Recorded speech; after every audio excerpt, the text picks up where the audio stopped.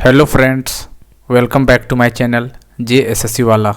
कैसे हैं दोस्तों? आशा करते हैं आप लोग बहुत ही अच्छे होंगे। चलिए दोस्तों, आज हम लोग फिजिक्स का जितने भी सूत्र है, इंपॉर्टेंट फार्मूला जो एग्जाम में आते हैं और रेलवे के द्वारा पूछा जाता है, वो सारे फार्मूला आज आपको निचोड़ बताने वाले हैं। ठीक है, आपको PhD नहीं करना है, बस सिंपल फार्मूला पता होना चाहिए।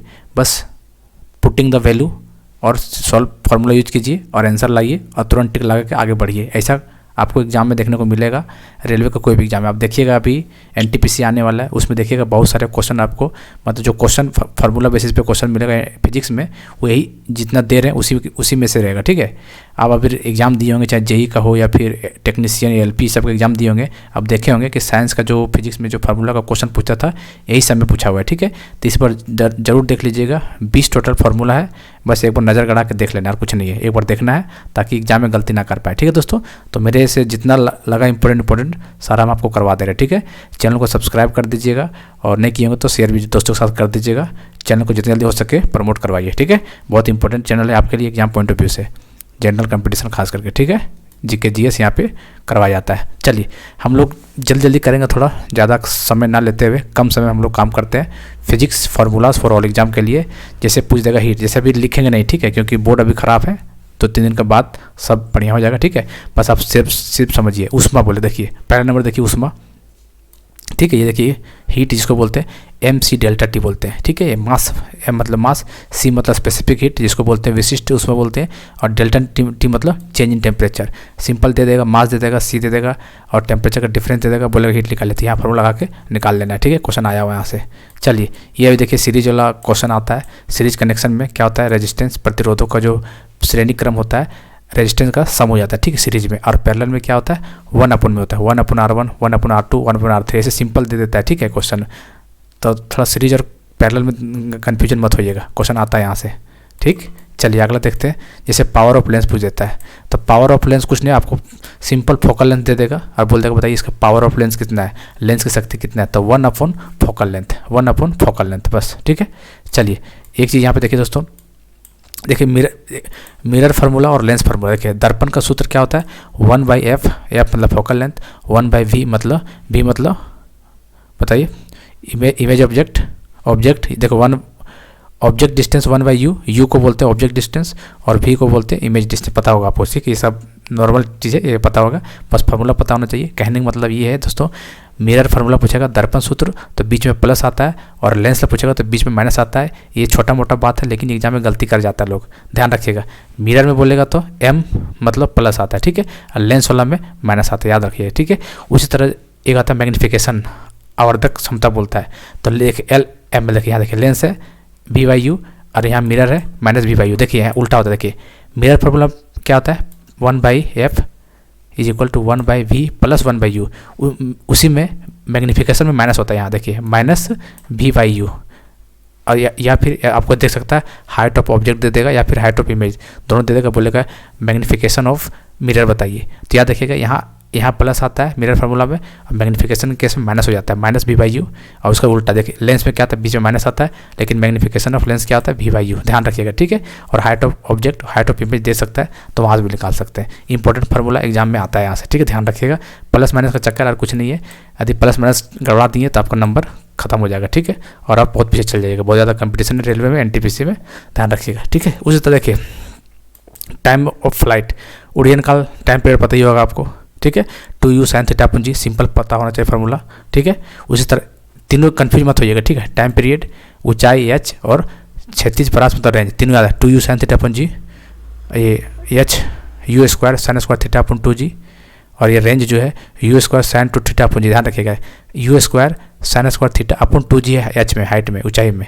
रेंज बोलेगा तो u² sin 2 θ अपन g है। तो तीनों का फॉर्मूला याद रखना आपको। ठीक है, जितने ज़्यादा हो सके हम दे दिए, बाकी आपको पता ही होगा, थोड़ा सा रिवीजन करना आपको। ठीक है, उसी तरह इक्वेशन ऑफ मोशन 3 होता है, तो तीनों इक्वेशन पता होना चाहिए। v = u + at, v और u पता, a क्या एक्सेलरेशन पता ही होगा, t टाइम पीरियड है, s = u2 + ½ at², ये भी पता होगा आपको, v² - u² = 2as, ये भी पता होगा आपको। ठीक है, बस एक बार रिवीजन करना, कुछ नहीं। उसी तरह के सेंट्रीपेटल फोर्स, ठीक है, एक होता है सेंट्रीपेटल फोर्स, एक होता है सेंट्रीफ्यूगल।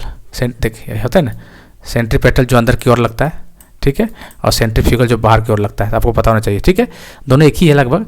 ये सेंट्रीफ्यूगल में क्या होता है कि मतलब फॉल्स फोर्स होता है, सूडो फोर्स जिसको बोलते हैं। बस इतना ध्यान रखिए, सेंट्रीपेटल फोर्स क्या होता है, mv²/r। ठीक है, क्या होता है, mv²/r, याद रखिएगा। ठीक है, सेंट्रीपेटल बोलेगा तो अंदर की तरफ जो फोर्स लगता है, अंदर की तरफ, सेंटर की तरफ लगता है, जिसको बोलते हैं सेंट्रीपेटल या फिर अभिकेंद्रीय बल, अभिकेंद्रीय, केंद्र की तरफ लगता है बॉल। ठीक है, mv²/r, या फिर याद रखिए m²/r। क्यों, देखिए v=r ओमेगा होता है, v=r ओमेगा होता है कि नहीं, r ओमेगा पता ही होगा आपको। ठीक है, r ओमेगा होता है। तो उसी तरह v देखिए यहाँ पे देखिए mv²/r। ठीक है, अब यहाँ से v की जगह r ओमेगा रख दीजिएगा तो m ओमेगा² हो जाएगा। तो दोनों फॉर्मूला याद रखिएगा, क्वेश्चन बनेगा यहाँ से। ठीक है, वेवलेंथ देखिए, तरंग दैर्ध्य क्या होता है, दैर्ध्य c मतलब स्पीड होता है, f मतलब फ्रीक्वेंसी, लैम्डा मतलब वेवलेंथ। तो यहाँ से निकाल लीजिएगा, फ्रीक्वेंसी क्या होता है, 1/10 होता है। ठीक है, उसी तरह हीट, ये तीनों फॉर्मूला याद रखिएगा, यहाँ से क्वेश्चन डेफिनेटली बनना है। एक याद रख लीजिए, v=it, h क्या होता है, h=vit मान के चल। ठीक है, फिर आपको पता है v=ir होता है, i मतलब करंट, r मतलब रेजिस्टेंस, v मतलब वेलोसिटी होता है ना, यही बस एक में पुट कर दीजिएगा। एक इक्वेशन याद रखिए, तीनों ऑटोमेटिक बन जाएगा। क्यों, v=it, और v की जगह ir पुट कर देंगे तो i²rt हो जाएगा, आई की जगह v/r पुट कर देंगे तो v²r/t हो जाएगा। तो तीनों फॉर्मूला दिमाग में होना चाहिए, एक याद रख लीजिए, और ये इक्वेशन v=ir पता होगा तो आप बना लीजिएगा तीनों। ठीक है, यहाँ से आता है ये तीनों फार्मूला। ठीक है दोस्तों, बहुत इंपॉर्टेंट है ये। 9 नंबर हो गया। 10 नंबर में आइए, रेजिस्टिविटी, प्रतिरोधकता क्या होता है। तो आपको यहाँ से देखिए, जे में यहाँ क्वेश्चन आया हुआ इस बार। ठीक है, ρ क्या, आर क्या होता है, रेजिस्टेंस होता है, ρl/a। अभी लिख नहीं पा रहे हैं, ठीक है, माउस से काम चला रहे हैं, बस 1-2 दिन की बात है। तो जो रो जो होता है ना, वो रेजिस्टिविटी, ये वाला देखिए, ये देखिए रेजिस्टिविटी है, उसको उल्टा कर देंगे तो RA/L। तो ये याद रखिए, R=ρl/a। रेजिस्टेंस होता है, रेजिस्टिविटी होता है, लेंथ होता है, एरिया होता है। क्वेश्चन पूछा हुआ था कि जब लेंथ हम डबल करेंगे और एरिया भी डबल करेंगे तो रेजिस्टेंस में क्या फ़र्क पड़ेगा, ऐसे करके पूछता है क्वेश्चन। तो ध्यान रखिएगा फार्मूला, v=ir, ये फार्मूला ध्यान रखना है। ठीक है, चलिए, करंट, विद्युत धारा क्या होता है, I=q/t, या Q चार्ज जो होता है Q=it। यहाँ से भी न्यूमेरिकल बनेगा, सिंपल दे देगा, I दे देगा, करंट, टाइम दे देगा, बोलेगा चार्ज बताइए। तो Q=I चार्ज, कुलम होता है इसका यूनिट। ठीक है, क्या था, कुलम। यहाँ से इंपॉर्टेंट फार्मूला देखिए, ये वाला है। क्या क्या पूछा गया यहाँ पे देखिए, रेलवे पूछ चुका है। देखिए, ग्रेविटेशनल फोर्स ये पता होना चाहिए, क्या होता है, G ग्रेविटेशनल कॉन्सेप्ट है, m1 m2/r², 2 मास दिया रहेगा और बीच का जो डिस्टेंस उसका स्क्वायर कर देना है। क्वेश्चन पूछ देगा, गुरुत्वाकर्षक बल जो होता है ना, यदि रेडियस को डबल करेंगे तो गुरुत्वाकर्षक बल में क्या फ़र्क पड़ेगा, इफेक्ट होगा। तो कुछ नहीं होगा, रेडियस डबल करेंगे तो 1/4 टाइम्स हो जाएगा, यहाँ डबल कर देंगे तो, समझ रहे हैं। तो ये फार्मूला पता होना चाहिए, कहने का मतलब ग्रेविटेशनल फोर्स, गुरुत्वाकर्षण बल जो होता है, F=G m1 m2/r²। बस जी का वैल्यू पूछा हुआ रेलवे द्वारा, आप देखिएगा प्रीवियस ईयर उठा के, जी का वैल्यू पूछ दिया है 6.67 × 10⁻⁻11। ठीक है, इसका यूनिट अलग से पूछा, बताइए जी का यूनिट बताइए। ग्रेविटेशनल कॉन्सेप्ट का यूनिट क्या होगा, न्यूटन मीटर स्क्वायर पर kg²। यदि भूल जाइए तो कैसे निकालिए, देखिए यहाँ पे, यहाँ से निकाल लीजिएगा। ये जी है, उसको इधर ले जाके मान ली भूल जाइएगा, जी का मतलब यूनिट पूछ देता है एग्जाम में, कैसे निकालिएगा। देखिए जी उल्टा कर दीजिएगा, मान लीजिए। ठीक है, चलिए, यहाँ क्या होगा, एफ होगा इंटू r², यही ना होगा, अपॉन m1 m2, यही ना होगा, m1 और m2 यही होता है। आप भूल जाइएगा, देखिए एफ क्या होता है, एफ क्या होता है, न्यूटन, यही ना होता है, एफ क्या होता है, चल क्यों नहीं रहा भाई, चल न्यूटन होता है।